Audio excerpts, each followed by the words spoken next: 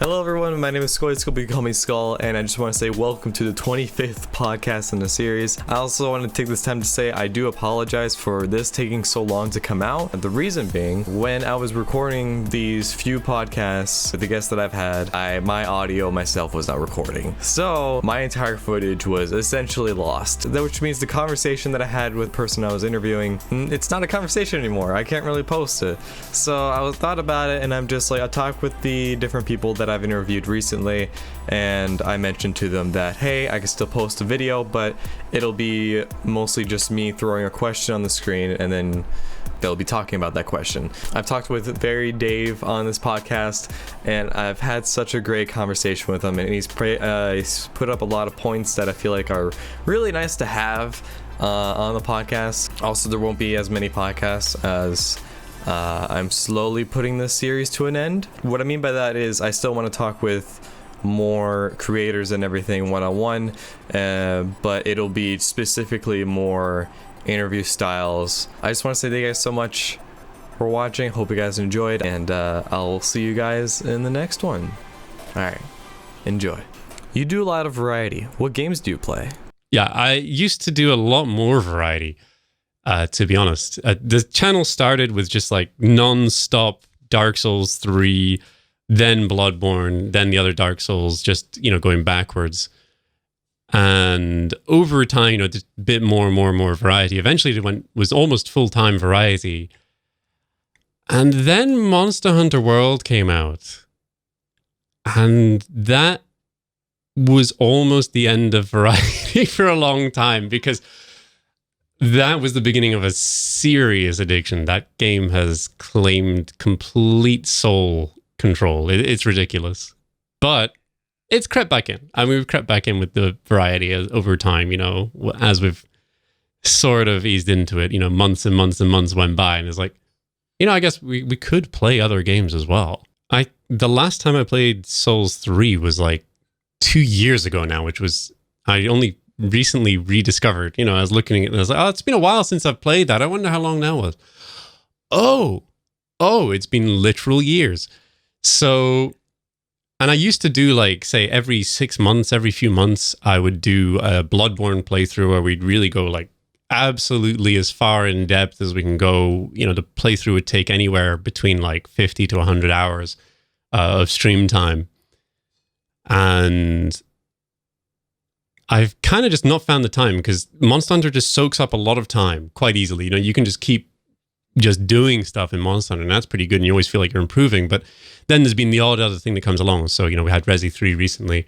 There'll be Final Fantasy 7 in a few days, conveniently on the same day as the new Fest event in Monhunt, so that's going to be packed. But yeah, other than that, sometimes it's like, okay, I'll try playing stuff on stream. I also did a stint, like a fairly extended stint, where we played Final Fantasy 14 on stream, like a lot. That was really bad for the stream. It was really fun, but it was really bad for the stream over time. So I had to sort of like pull back on that. I was like, okay, right. All right then, fair enough. And that's been educational. So, well, like viewership down, subs down, everything down, basically. Although, except for, basically it's the kind of thing, like, you can do it if you just have, like, I don't know, if it's not like your main income, I think it's okay to do that. Where it's because it becomes very close-knit. That was one thing. I suppose that's natural for MMOs. You're going to be involved in a lot of group activities. You're going to have this much more tight interaction in some ways, which was great. But, yeah, as a sort of broader thing, it does slowly drain the life out of a stream, I think, where the majority of long-term people were sort of used to more either story and or action oriented things. And that's where I think it just didn't quite vibe. And I think there's also a special talent for being able to stream MMOs. Like, if you have the talent to stream MMOs, make them entertaining consistently over a long period of time while you're doing things. And not only that, but then you've really got this kind of crazy ability, I think, that you need to have to be able to split attention even more. Like, people talk about being, you're streaming live, you're playing the game, you're keeping up with chat, you're keeping up with the commentary, you're also focusing on what you're doing, blah, blah, blah, blah, blah. Doing that while also keeping track of an in-game communication system. So you're going to have like maybe at that point, so at least, you've got your internal monologue, your external monologue, your thread of communication with your stream, your separate thread of communication with the game that you're then having to maybe cross over. And then if you've got voice comms on top of that, well, heaven help you, because, you're going to be doing more mental juggling than I can do. So I have a huge respect for people who can really pull that off now. There just comes a point where you need to be paying a lot of attention. And it's not like they're mechanically super difficult, right? They're not like, say, a fighting game where it's like, okay, your input has to be like on point down to this, and you really need to be reacting in this kind of way. It's like, well, there are reactions and you do have to do things, but generally nothing is mega complicated. It's not like you're going to have to do, a 5 or 6 button input in a row, but you are going to have to do things constantly. You have to be constantly on the ball, as well as, doing what you're doing. Adding anything on top of that, I think, can be pretty stressful, which is kind of not really what MMOs are usually, I think, best at. But yeah. Where were you before you started Twitch? Fast forward, a couple of years later, I'd been in Japan, and I can't remember exactly the time frame now, but whether I started streaming or whether I started my work. I was working as an elementary English teacher across a few different schools in Japan. And yeah, either I started streaming before, I think I started streaming before that for a bit. And it was on the Dark Souls 3 release in Japan. So that was 24th of March, 2016, which seems like a long time ago now, but at the same time doesn't really feel that much further than yesterday. But yeah, that was, and then at that point, well, to fit in the work thing, it was like, well, okay, you need to work for money because you've got to earn a living. And I thought, well, I'll build up a stream. So you were supportive. Sorry, my wife has actually just arrived. You can't see her, but she's arrived there, and she's giving me some extra commentary. I don't think it will have been picked up on a mic. But yeah, so at that point, I was doing my plan was, I'll do 3 hours a night from like 6 p.m. to 9 p.m. Because I'd get home at like maybe 4 or 5, and we'd have dinner by, try and finish having dinner by 6 so that I could start stream, so that I could then finish stream and get to sleep. But usually what actually ended up happening was I would stream from 6 and I'd want to keep going. So usually it ended up being 6 eventually, especially once it started to get an audience. Obviously, it's easy to just cut off after a few hours if if you're just on your own, right? If you're streaming to one or nobody. But once it started to get an audience, maybe like, say, anywhere between 5 to 15 people, then it started just feeling like, well, I just guess I'll keep going then. And that would be till, usually then the norm became like either anywhere between 12 or 2 in the morning. And then getting up at like 6 or 7 and then going to work and then coming back. And then it was just, rinse, repeat, rinse, repeat, rinse, repeat. Practically die at the weekend in the daytimes, just be a zombie. There are actually a number of clips still because I was pretty much running myself ragged. Delirious sleep talk. I'll send you the links after this, maybe if you're interested. I'll need to find them. One of my mods has made commands with these clips so that they may never be forgotten. But yeah, so that was where that whole thing started, and that's where it just kind of took off, I guess, eventually. And I sort of, I decided I wanted to make a good go of it, and I did. And when eventually I was like, well, I now have the option if I want to of, I had enough savings, and the trajectory of the stream was such, I was thinking, well, I'll probably between savings and if I can really keep this going and put extra grind in, extra effort in, and all of the time that I wouldn't be having more work into it, then I'll be able to, sort of hit that, escape velocity, I guess, from regular job. And I did. And that was that, really. So it was quite a journey. How did you discover Twitch? I already knew about it. I can't actually remember how so I was aware of Justin TV, and I watched a fair bit back at that point before it became Twitch. At that time, I think I discovered it originally either through speedruns or, sorry, let me mute that, or through, I'm trying to remember if it was speedruns or through StarCraft 2.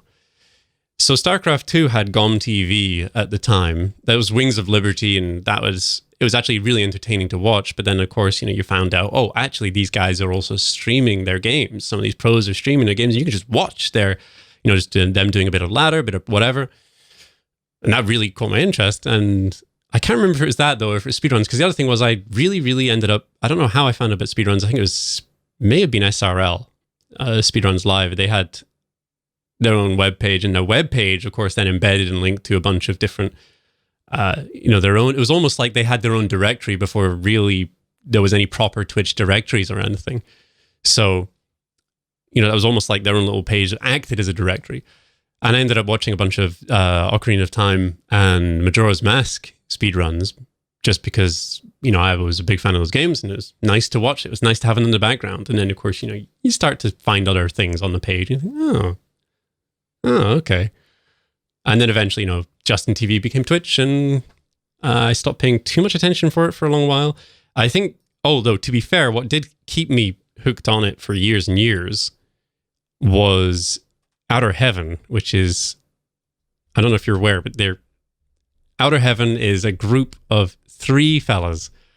At that point, they were streaming basically nearly exclusive Metal Gear Solid series, or Metal Gear series, I should say, and then Kojima games. And they did, huge long marathons of these where they would swap from one streamer to the next and just, again, before there was any proper raid function or anything like this, you would have the whole, just pass on to the next person. The 3 of them would do these, in a very informal way.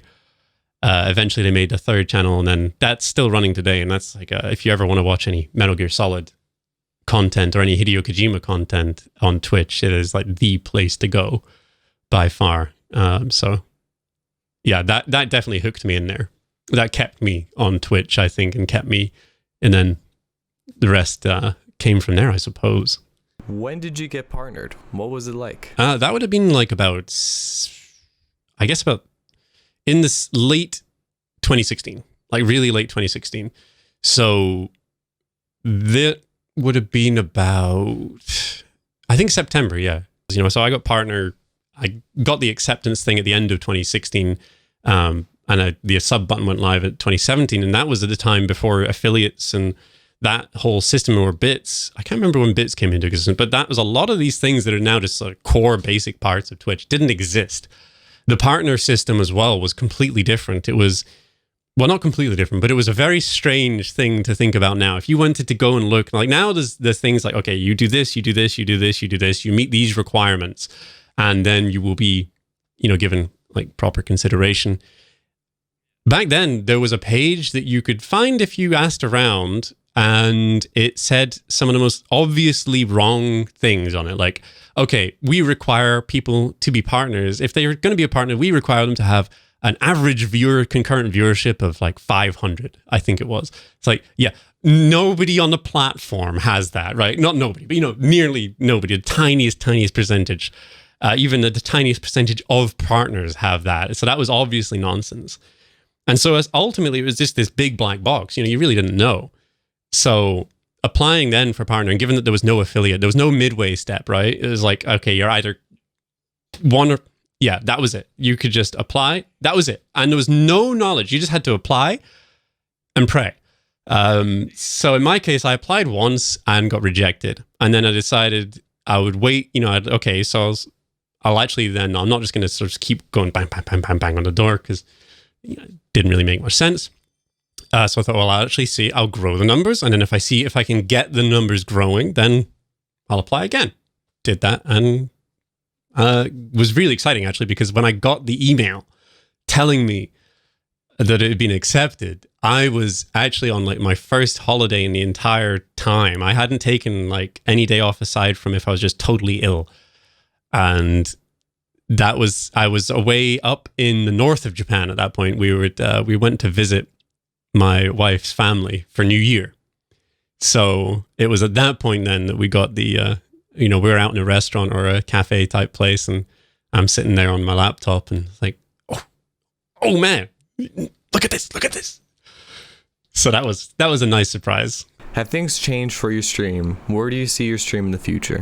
They have, and it's kind of weird. Sometimes you've actually touched on something that's kind of interesting, which is looking at long term is one of those things that's easy to forget to do.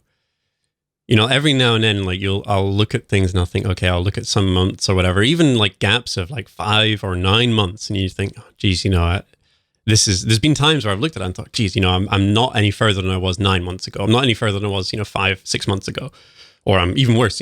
I've taken a dip or whatever, and that does get to you. People say, "Oh, ignore the numbers," but I don't really understand. I think that's a very odd position to take, because in what other job or circumstance would you ever ignore your livelihood in that way? It's like, no, you can't do that, right? But yeah, overall, when you start looking at the really long term, things are usually it's always a bit more encouraging then, because it is one of those things, and it does have peaks and troughs, but it's also a completely different thing. And Monster Hunter was pretty big for that. There was a few things that sort of bumped things along. Bloodborne was pretty good, and then that actually, funnily enough, I couldn't believe it actually at the time, because I was telling you about Outer Heaven. That was these 3 fellas, and one of these 3 streamers, 3Dog, just out of the blue, then raided my channel while I was doing a Bloodborne playthrough, and I was sort of like, what? And that's one of those moments you really feel like Twitch is this incredibly small world. You really, really feel like that was crazy. And that was actually one of these things that really helped, because as it happens, one of those things is it's a very similar taste in games. And of course, if you've got a similar taste in games as any other streamer, then it means, your audience is also going to be slightly more likely to be compatible as well. So it's very easy to recommend your audience, hey, go and watch this guy. Because, if you like it here, you'll like it there, kind of thing. Have you ever played FPS games? I mean, I funnily enough, I did play a bit of Overwatch, and that was the time where, so I played FPS on mouse and keyboard pretty much as long as I could. That's always been the thing. But when I was in Japan, I didn't have the funds for a gaming PC, especially not a gaming and streaming PC. I was streaming at that point from a laptop using a capture card, and the laptop was sitting on a cooler pad, with a fan pointed at it. The fan's dialed up to max all times. Just, it was practically, it was creaking under the strain, but that was enough. It was good enough to stream, but it meant that I could only really do console streaming at that time. And so I did try, after much insistence from, a few people that, you really need to try Overwatch. And I was like, okay, fine. So I tried Overwatch and actually really enjoyed it on the PS4 even. But again, yeah, like you say, it's just very, very attention demanding, I think, if you want to play an FPS game. And I think there is a certain level that you have to be at. You have to really be at a very high level if you want to consistently do those kind of things on stream. And if you're not consistently doing something that is largely about skill and progression of skill, then why are you doing them? It always, in terms of streaming content anyway, it has to be going somewhere. Do you update your stream over time or all at once? It sort of sounds like you're talking about whether or not you just sort of bolt on thing after thing, bit by bit. I think that's kind of what happens naturally.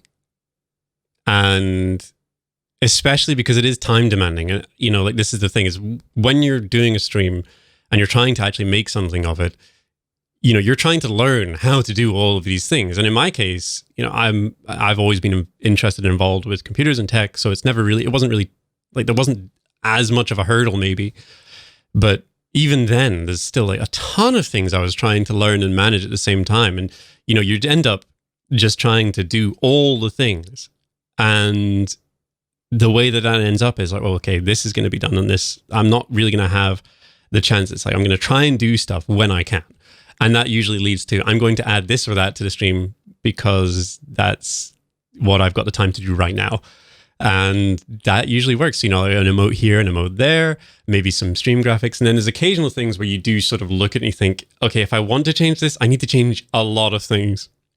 And so a lot of things will then stay the same for a very long time until you're like, okay, now I really need to just knuckle down. And then there's been cases at that point where it's like, I just have to take a few days off.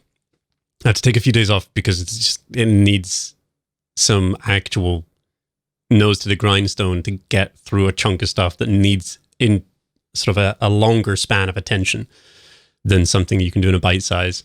Or, you know, you just need a bit of energy really for it as well. Because that's the other thing is if you're doing like, say, anywhere between 8 to 12 or more hours regularly of stream, like after you finish streaming, you're like, I want to rest. I want to eat some food. I want to sleep. I want to watch something. I want to be a potato for a while, right? I want to just be a large potato with eyes and something resembling a brain. And that's, you know, for a little while. So that's kind of how that is, I guess. I mean, so that's, to answer your question though, sometimes yes, sometimes it'll be bit by bit, sometimes it'll be, you'll have to, you know, some things are just, they require a blob of stuff done at once. If I really had all the time and the energy in the world for it, you know, there's been times where I thought, well, if actually what I would like to do or maybe should do, but it's hard to move away from habits, is have set days where there's no stream on that day, but it's not a day off. You know, it's like, it's also working on the stream, it's working on this, but it's not live, that kind of thing. But that's very hard to, if any, you know, if you ever kind of do anything like this, it's like you feel that pressure on yourself, and you know, like being late for a stream, you can know the impact. You start to get to know it better and better and better. And missing a day, missing 2 days, you start to really be hyper aware of the impacts of these, and it can be very hard to weigh anything against those with a rational mind at that point, because it's just there, it's looming. Do you make your own emotes? It's always been a bit of a struggle of a decision to make, because I can make the emotes. I feel like I should. The emotes are something that are, you know, they're vaguely important, I think is a very good understatement. They're vaguely important. They're kind of a core part of a lot of channels' identity. And if you have made them yourself, if you have the ability to make them yourself, it sort of feels like, well, if you don't, you're missing an opportunity then to inject a little bit more of that, you know, of your own identity to it, which is kind of the whole point, you know, to have, you know, to your channel identity. It should be, obviously, you're the one driving it. So, but at the same time, there's definitely been a number of times, because you can look at them now, and the channel emotes I've got, there's a lot of them that they're not matched in any way anymore, right? There's a lot of all over the place. They're very sort of scattered. And this is just kind of one of these things, especially when we've had increases in emote slots. It used to be very, very slow. This is the other thing, is sometimes there was a bit of, especially with gift subs. Gift subs cause things to ramp up a lot. Or they had the potential to suddenly give you like a lot more emote slots at once. So as I was saying before, you know, when I started out in Partners, the system was different. One of the other differences in the system that they had was that there was no unlocking a slot. More like you got slots. You had slots based on your actual number that very moment of subscribers, right? So what you would often do is because there was no gift subs or anything, it was very, very steady a lot of the time, right? You might see a little bit of a surge, but it wouldn't be, you know, massive. And the requirements for more emotes were also a little bit more, they became a bit more steep as you went up, right? So it became longer and longer between each new emote slot that you would have, which meant it was more and more and more predictable, mostly, that you would or wouldn't have a new slot that needed filling. And that got turned on its head a bit with gift subs. And then the other thing was that because you didn't actually keep your slots necessarily, say for example, no, you didn't. You'd lose them. You could lose emote slots at that point. So say for example, I can't remember the numbers now, but say for example, you are at 5 emotes and it's at 100 subs, you would get your 6th, right? These aren't the actual numbers. I can't remember them off the top of my head. If it is, that's coincidence. But say you're sitting there like 95 subs or whatever, and if you're 90 subs, you'd be thinking, right, there's a possibility that sometime I might get the 100th point and then we'll get the next slot. I'm going to get an emote ready for that. And you would do that, you'd have your emote ready, and then as soon as you got to that 100, you would pounce on the upload you'd be like, right, bam, bam, bam, upload, upload, upload. Because if you drop down it at all, it's gone, right? But no, it doesn't. So now you unlock it, like you hit this amount of subs at any given point, you unlock that amount of emote slots forever, right? And it doesn't matter what you do, you've always got those slots available. But then you could, not only if you got the hundreds and you uploaded an emote, if you uploaded an emote immediately, then it's like, okay, you've kind of got it safe, because if you drop down, you still technically lose that slot, but they wouldn't delete your emote from their servers. So you would sort of lock it in, kind of. But if you were below the amount for that number of slots and you deleted an emote, you would not be able to upload another emote. So there was this, it was very, very steady. And you certainly wouldn't think about replacing an emote. You still have to, if you want to replace an emote now, you still have to delete an emote, then upload a replacement emote. But it's a lot quicker. The other thing is that at that point, partners also had to go through an approval. There was no such thing as an unapproved emote. Basically, you had every single person who uploaded any emote, it would be like individually approved. And that did take, like affiliates, I suppose, or I don't know if it's changed for anyone else, but it would take, anywhere between like a day, a minute, maybe 2 weeks. You don't know, right? That was, I think the longest I waited was 10 days for one approval of an emote. And, I've seen stories, it does take, 2 weeks or even longer in some cases. It was very all over the place. So just depended, I guess, how busy they were. So it was a totally different system for that. And now it's like, okay, you could be having a stream and you might see some absolutely insane bursts of gift subs. Like, maybe even hundreds of gift subs in a single stream. And it's like, okay, that's going to rocket the number of emote slots up. And then not only do you not have to do anything with that for ages because it's going to be there, you may never reach above that for a very long time, if ever. So it's a totally different sort of thing. And it does affect how you approach it as well, because then you're thinking, well, I've got these slots, so I can sort of play around with them. But is it a priority compared to doing this, that, other thing? Maybe not. And it does make it a bit harder because there's no pressure there. No, you must do this now to get that opportunity. How did you get involved in art? Are you still doing it? I mean, I grew up drawing. Like it was one of those things, like I just always had some paper, some pencils, usually just like wads of A4 paper, and wherever I could get like a tray to sit and draw on, like wherever I was going, if I was going on holiday, if I was going around to relatives' places, if I was sitting at home, if I was watching something, I'd always be drawing. And I guess that's just kind of something that then continued. And there was a while, like a lot of the stuff that's in the gallery that I think you were looking at before. Yeah, you would have been, that was where you would have been looking at it from. That was stuff that I did.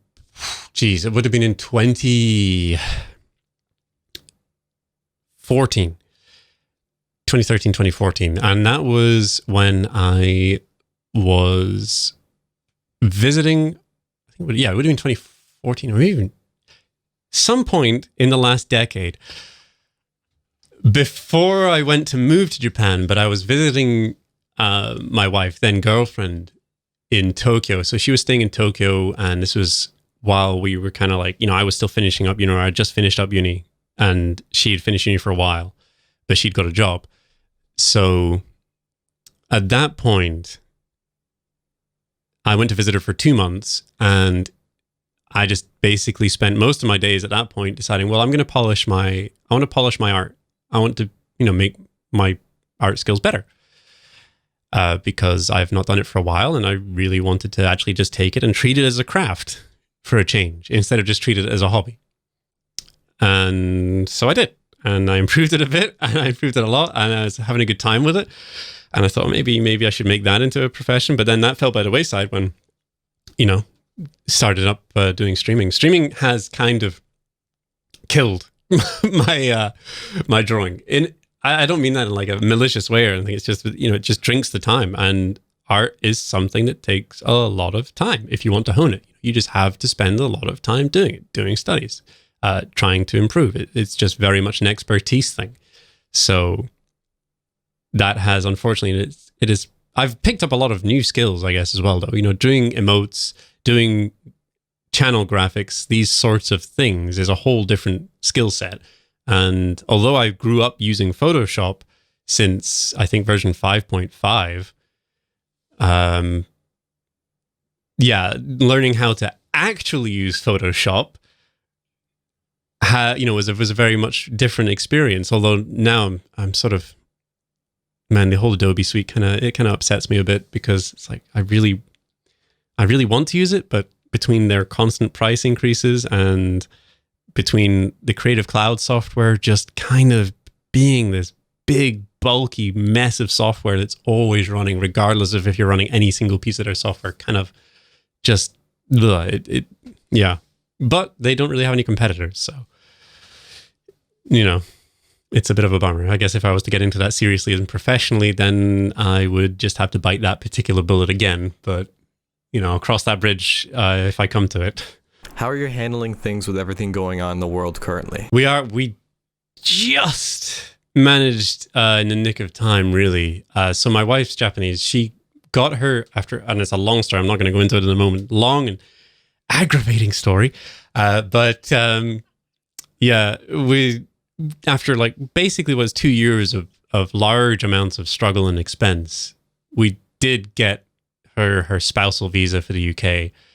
And she flew across here only really about 3 weeks ago, less than 3 weeks ago. As you can imagine, though, the timing of that was extraordinarily tight, making it in time for lockdowns and no more flights. It was already tricky to get flights, let alone, you know. And if she hadn't, then that would have been really frustrating, because the way that it works is you get your spousal visa in your country that you're applying from. In her case, she was in Japan. Then it's like, okay, you've got 30 days. You need to travel to the UK within 30 days and pick up your, biometric residence permit. And if you do not do that within the 30 days, and it's a designated like post office that you have to go to pick it up from as well. If you do not do that in 30 days, it's basically all been for nothing. So, and the all being referred to there is in no means a small amount of stuff. That was a huge struggle and expense for us to get that sorted. And it was pretty crazy. So yeah, there was a lot of clenching going on in that week, waiting for that. It's like, okay, don't be delayed, don't be canceled. Don't be locked down. Please don't have everything shut down here. Because then we're worried as well. Like, what happens if the post offices get shut down as well and you can't pick it up? Then what, And as much as I'd like to have said, well, surely they'd make some thing, some exception for it. I didn't really have faith in that. So, I was just extremely glad that that's been sorted. And just to be on the safe side as well, when she got here, because she'd been on a big international flight and because my folks are a bit older, it was the weirdest thing, because I had originally, obviously I was waiting. We hadn't seen each other in months. She'd been in Japan for months and months. And the one thing I wanted was to go meet her at the airport and just, lift her up, give her a big hug, and, just to be able to see and hold your loved one. And instead, it was like, well, okay, you're not going to the airport. You're going to have to, she's going to be self-isolating for like 2 weeks, just in case, to see, in case she develops anything. So we know not, in case it was to, if she'd picked up something on the flight or on something else from someone else, from whatever, so that it wouldn't spread to our folks. So that was a very surreal 2 weeks, but that's over now and everything's fine. And we went out for a walk this morning and it was lovely. How do you handle new games that come out? I'm usually I like to go into things like super blind, right? Movies, games, etc. But then once I played them, then it's like, okay, I'm going to go and Google everything about this game. If I really got interested in it, it's like, I'm going to learn everything about it. This is my new hyperfixation, like that kind of thing. That's how that works. And it's something nice about knowing it. So you think, oh, that's really cool. And you get a bit of a more appreciation for it that way as well, which is always nice. And it gives you it can give you a real different twist on what you even think of when you watch it or play it again, which, And then when you play subsequent things, it can really color your whole view on things quite an interesting way. And it makes the whole thing more interesting, which is great. How did you get into Monster Hunter? Definitely wasn't something I was always into to start with. My first encounter with Monster Hunter was actually with the demo disc for the original Monster Hunter on the PS2. And that came with Devil May Cry 3. Now, at that time, I didn't have the modem attachment that you needed to play online either. So there was no online for me. But there were some things that, funnily enough, did stick with me about it. I wasn't super impressed with the game at that point. I never actually found in the demo any large monster to fight. What I encountered was, the sort of impenetrable menus, the kind of very cool looking, though. It was very impressive looking visually, it seemed, at least to me at the time, and little helper cats. That was the sort of things that stuck with me. And of course, the other thing was, since it was a demo, one of the things that they did was they provide you a set of whatever armor, like they did with the Monster Hunter World demo, actually, funnily enough. But it's interesting with the hindsight looking back, because at that point, I looked in, found the item box, and I was like, oh, there's gear in here. Okay, so let's have a look at this, and then they provide you with a bone greatsword and some other sort of bone gear, and I was like, oh crap, this must be end game gear. Look at this. It's you're covered in bones and skulls. Your sword is a huge jawbone. So I was taken with that aspect of it, the design aspect of the style. I was like, wow, that's crazy. But then, of course, what you do is you go out and you find your way into a hunt eventually. And it turns out it's okay, at that point as well, the combat was totally different. You would attack using the analog stick, which is as weird as it sounds. You would tilt the analog stick a certain way to attack a certain way, but it's not that. Almost makes it sound maybe something like Metal Gear Revengeance, like Metal Gear Rising Revengeance, where it's okay, you use the stick to slice around. No, nothing like that. Nothing slick. It's you tilt it this way, your character's going to do a very slow and clunky attack in that way.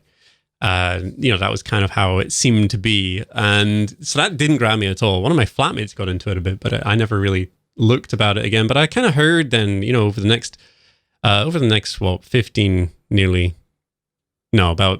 13 years, you'd hear about Monster Hunter Online, not the game Monster Hunter Online. I mean, you'd hear about Monster Hunter Online, and the fact that it had this sort of fairly niche but fairly dedicated fan base. And when I was in Japan in 2013, that was the first time I went to Japan, and I was living in Sapporo, there was a lot of advertisement going around. And I can't remember if it was for Monster Hunter. I can't remember if it was 3 or 4. I think it was 4 on the 3DS. And I was like, okay, this is, there seems to be a massive amount of hype around this. So I guess, and I had a 3DS on loan from my university at that point. So I was like, well, I guess I'll pick up the game and have a look. I didn't really make it past the tutorial, partly because of the 3DS as well. It was a small 3DS, and I was sitting there kind of going cross-eyed a lot of the time. I was like, oh man, especially with like lots of text, lots of Japanese text when I was still learning as well, and on that small, low-resolution screen. And then it's occasionally I kind of wanted to use the 3D effects, even though I was like, da. So yeah, that died a death before I really got to get it off the ground. I forgot about it again.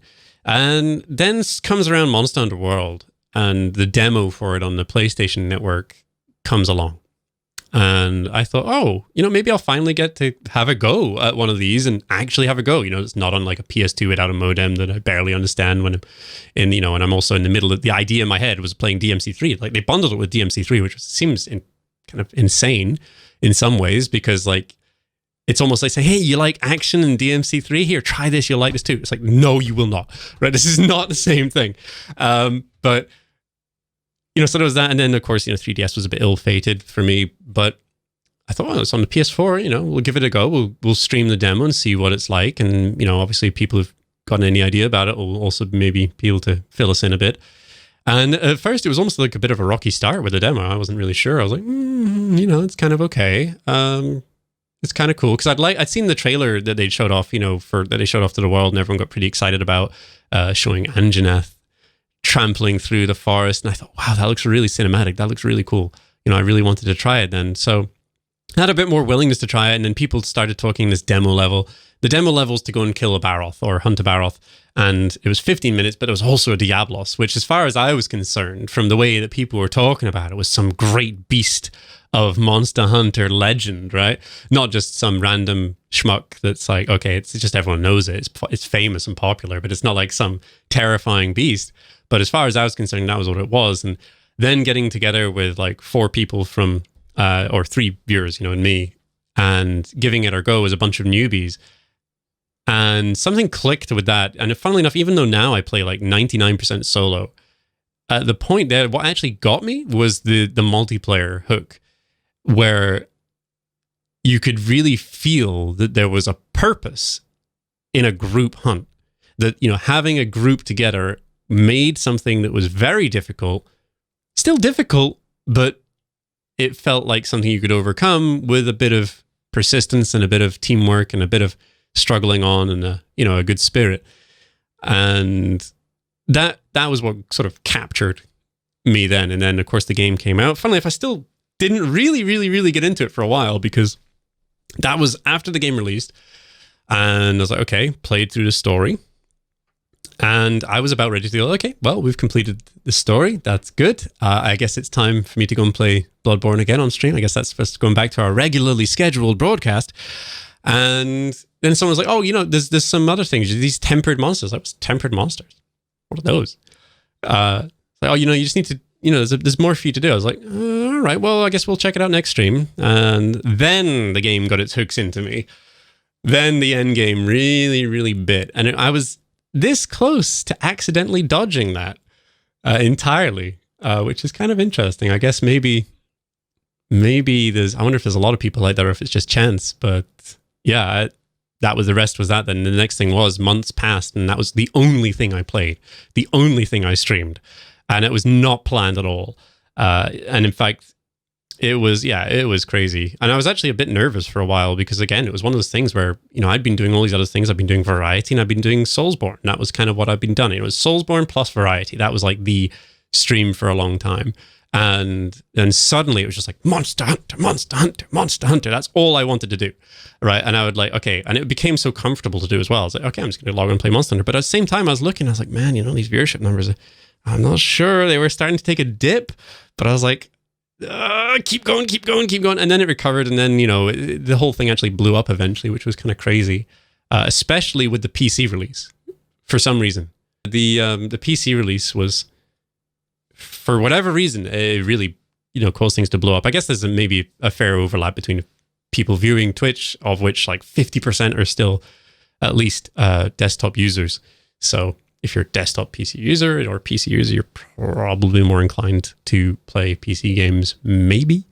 At least that was my audience. So sure, I play games loads. I play all the games. Well, I don't play all the games. I play all the games I'm interested in playing at veryDave at Twitch TV. If you're looking to follow me on Twitter, then it's veryDave TTV there, because some swine has veryDave and I've not put the requisite effort in yet to claim that on Twitter. And I think that's actually, no, there is a YouTube channel, but I'm not going to hawk it, because there's really nothing on it that I feel is worthwhile hawking at the moment. It's more for the odds and sods and little useful things. So yeah, follow me up on Discord. We talk about, not on Discord, follow me up on Twitch, and we talk about all the different things in games. I will ramble for hours and hours about games. And if you want to come along and engage in something similar, you're more than welcome.